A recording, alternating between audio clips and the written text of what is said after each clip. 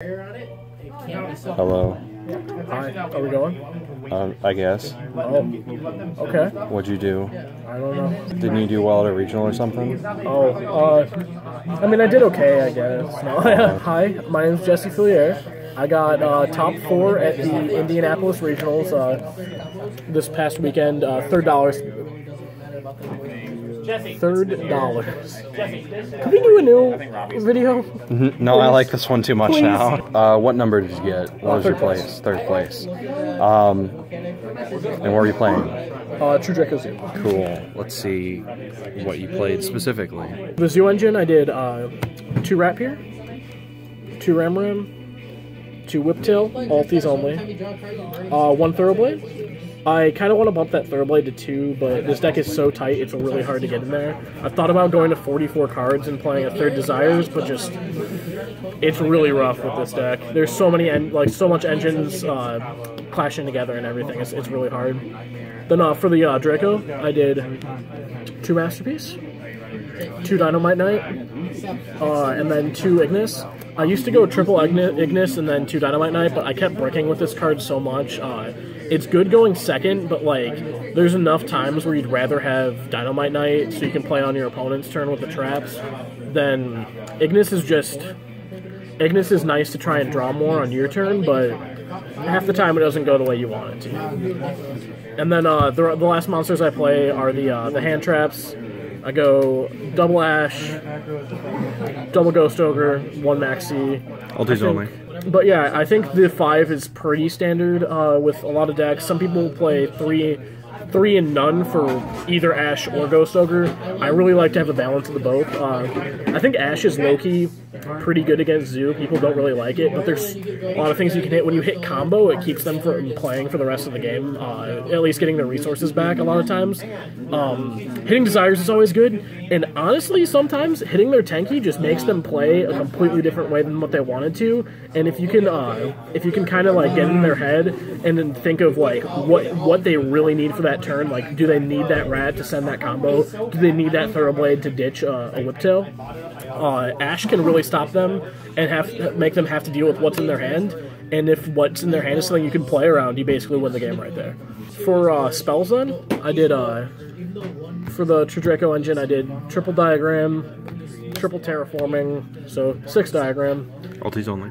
That's our thing. That's the club. Triple Heritage. I played this card at 2 for a short period of time. I have no idea why. This card is amazing. Drawing cards is amazing. Double Disciples, which also fits in the drawing cards, is amazing. Yeah. I ended up winning a match because of this card where I just had enough targets in Grave where I really needed to keep going. I was basically top decking. I put 3 back, drew, and ended up drawing, I think it was a Diagram to keep me going for game. And then the next turn, I ripped another Disciples, and because of that Diagram, I had 3 targets again. And it basically took me from top decking, hoping I got something good, to just that little extra push to keep me playing and keep me getting my extenders and my resources back. That's it for True Draco spells. Then to round out the rest of the spells, I did Triple Barrage, because why would you play anything else? It's Zoo. It's a free monster. It's a great card. Then Double Desires. Kind of want to play 3, kind of don't. The deck's at 42 right now, and it's just really rough to try and get more cards in there. It's so tight. And then Soul Charge. I saw this card 3 times that day. Only did I ever actually play it once. Every other time I had it, I needed to go into my battle phase that turn, or it was close enough to time that my life points were way too much of a resource to use this. I ended up actually cutting this for a 2nd True Draco Apocalypse, but at the event I played 1 Soul Charge. And then for traps, pretty simple. For True Draco, double Return and 1 Apocalypse. As I just mentioned earlier, I bumped this Apocalypse to 2. There's enough times where you banish it off Desires where you'd really like Apocalypse. Apocalypse is great because when you have this and Return, you can get an extra pop on your opponent's turn, as well as have the attack of all their monsters. If they play a field spell or anything, you can pop a Heritage or Disciples with Apocalypse. It's just one more way to play on their turn. 1 combo. A lot of True Draco decks, True Draco Zoo decks, do not play this card. honestly can't understand why it's such a great card. It puts your resources back. It gets you that draw. I mean, there's a couple times I've had it where I'm like, you know, I'm probably going to lose this. I need to draw that Ash. I need to draw that Ghost Ogre. I need to draw that Maxi. And combos got it for me. So, again, that's just luck and that's just anecdotal. But regardless, combo just... it keeps you going and it lets you play zoo cards later. And then Triple D Barrier. I only played 3 zoo matchups, but the card was still really good even against non-zoo decks. I played a Yang Zing deck and a... if they can't synchro, they can't play.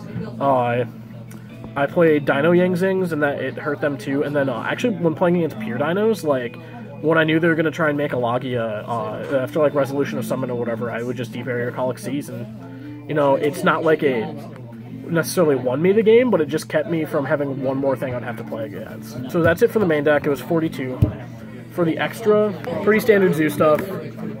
Triple Dryden, triple Chakanine. I actually was playing 2 Chakanine before the event and had an Emerald in here, but after playing locally and just testing for a long time, I hardly ever make Emerald, and when I do, it's very inconsequential to the game state. Chakanine just lets you have one more play. Even when you're almost completely out of zoo monsters, if you have one on field, you can just Chakanine, detach summon a Ram, pop it with Diagram.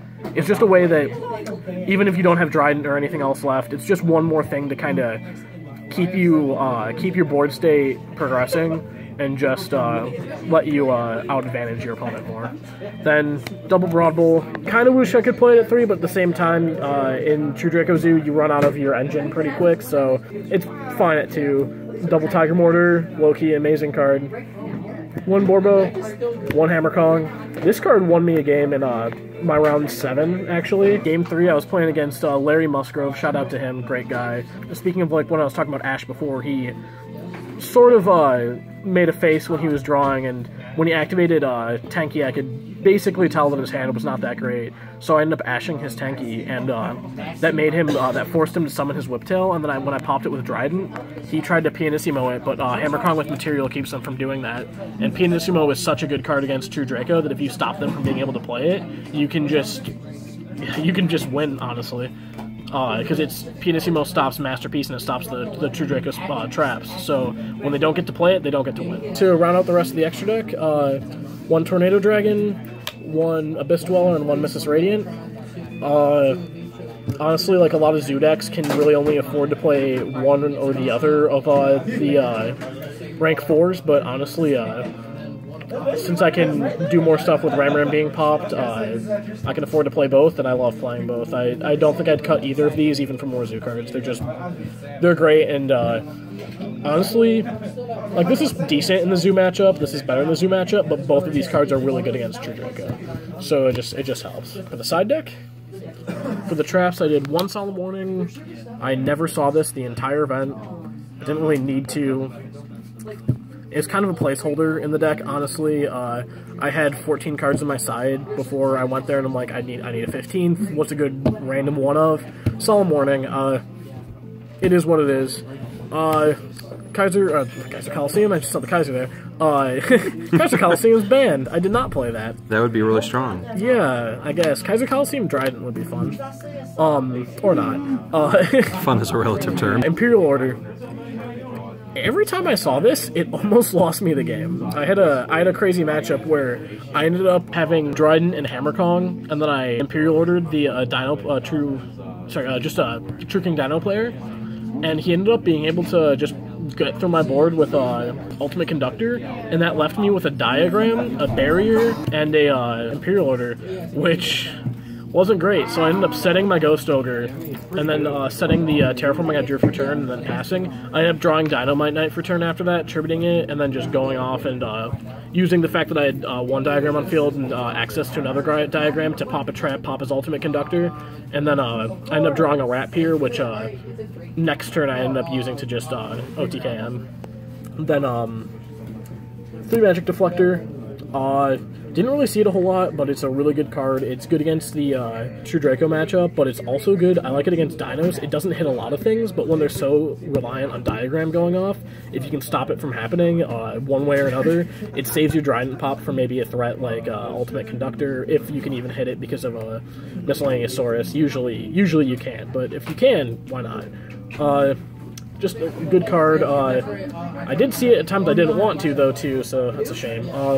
For spells, I did just 2 Dark Holes, Raigeki, standard board wipes. Kind of want to fit this into the main, but honestly, I have a good enough matchup against decks going first, usually, because True Draco can go first or second, and then I don't want to open this going first. It is what it is. They're fine on the side now, but if I have to make changes in the future, I would like to at least get the Raigeki in. And then Triple Cosmic Cyclone, it's good against Zoo, it's good against hitting their things in the end phase if they only set a couple cards, because usually when they set a few cards, those are really good cards, like Heavy Storm Duster really hurts my deck. Even Blind Obliteration was something I've been seeing people play a lot, and it's pretty good. It's not the greatest against my deck, it's better against Zoo, but regardless, if they roll well, they can out my board, especially if my Masterpiece is immune to monsters and spells.